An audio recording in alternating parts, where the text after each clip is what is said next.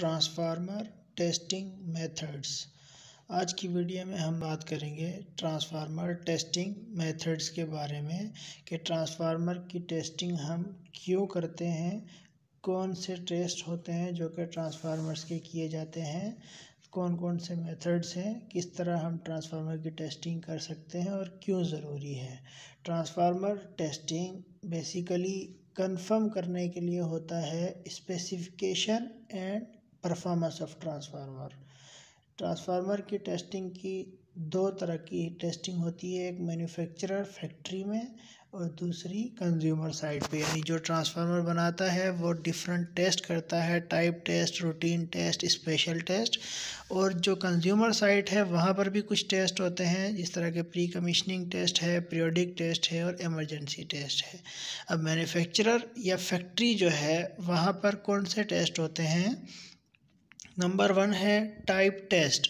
Transformer type test जो है वो कैरी किया जाता है, यानी कि एग्जीक्यूट किया जाता है डिज़ाइन एक्सपेक्टेशन ऑफ ट्रांसफार्मर्स को कंफर्म करने के लिए। यानी जो ट्रांसफार्मर बना है, जो डिज़ाइन हुआ है, वो एज़ पर डिज़ाइन है या नहीं, ये मैन्युफैक्चरर जो है किसी भी एक यूनिट का करता है, बाकी सबको फिर उसके हिसाब से कंफर्म कर लेता है।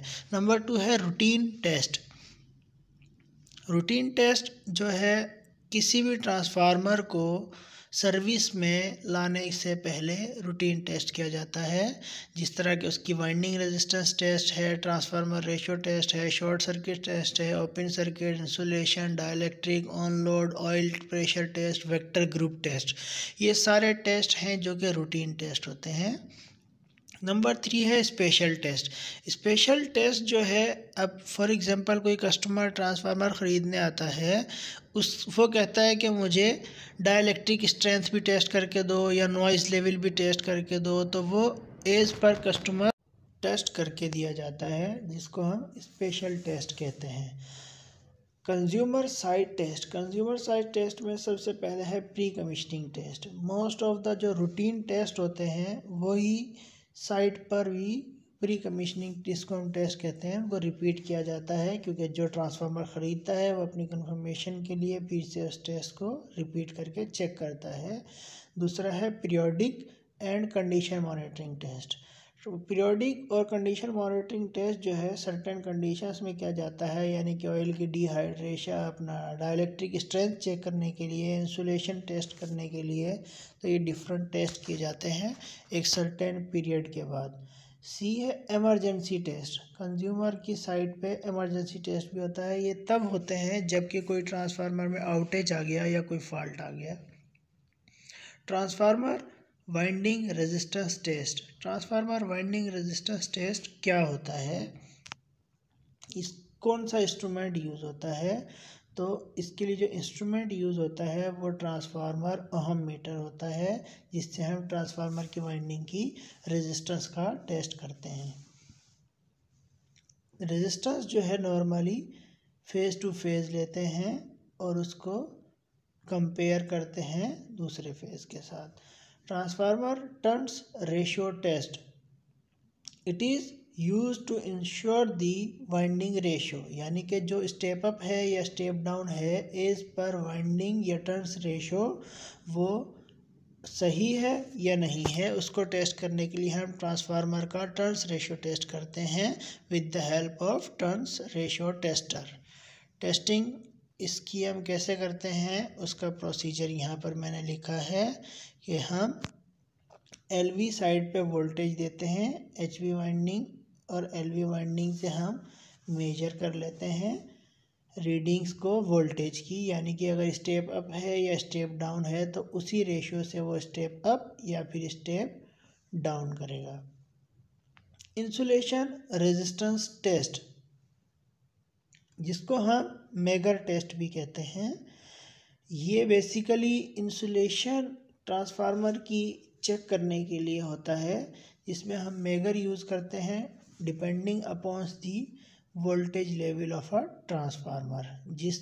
जिस वोल्टेज लेवल का होगा उसी वोल्टेज लेवल का हम मेगर यूज़ करते हैं। इंसुलेशन जो है कैरी करते हैं हम, कैसे हम इंसुलेशन मेजर करते हैं, प्राइमरी और सेकेंडरी साइड की इन सब चीज़ों की इंसुलेशन मेजर करते हैं। नंबर 4 है dielectric testing.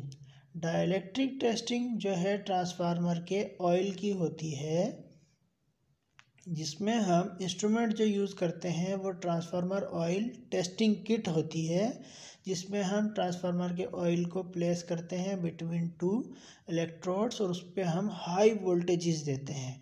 As per IEC the minimum BD value of transformer oil is 30 kV, यानी कि कम से कम डाइलेक्ट्रिक स्ट्रेंथ जो है, ब्रेकडाउन डाइलेक्ट्रिक वैल्यू जो है वो 30 kV होनी चाहिए।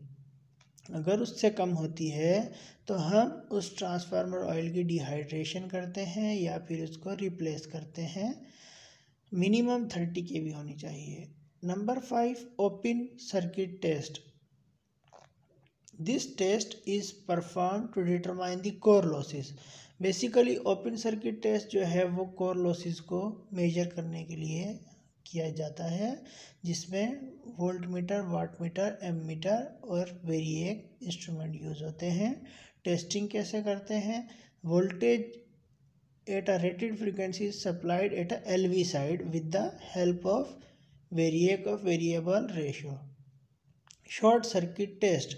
The short circuit test on a transformer is performed to determine the full load copper losses, यानी कि ट्रांसफार्मर के जो कॉपर लॉसेस हैं वाइंडिंग के, उसको मेजर करने के लिए, डिटरमाइन करने के लिए शॉर्ट सर्किट टेस्ट किया जाता है। In this test generally high voltage side is connected to the AC supply and low voltage side is short circuited with the help of thick copper wire। तो मज़ीद video को देखने के लिए electrical in industry my YouTube channel please subscribe electrical in industry. Next video में मैं आपको बताऊंगा ट्रांसफार्मर ऑयल डिहाइड्रेशन प्रोसेस के बारे में, कि ट्रांसफार्मर के ऑयल की डिहाइड्रेशन कैसे होती है।